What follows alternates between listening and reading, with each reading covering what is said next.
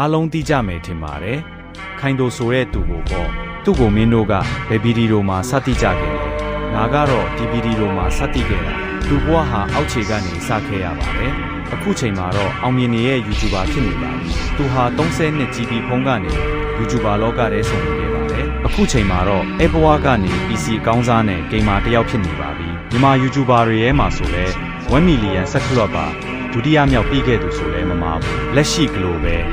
YouTuber တော့တရားမှာ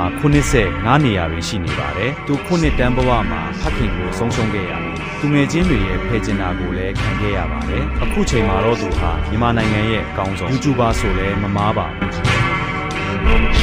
ဘရိုင်အားလုံးမင်္ဂလာပါဒီနေ့ဗီဒီယိုမှာတော့ကျွန်တော်တို့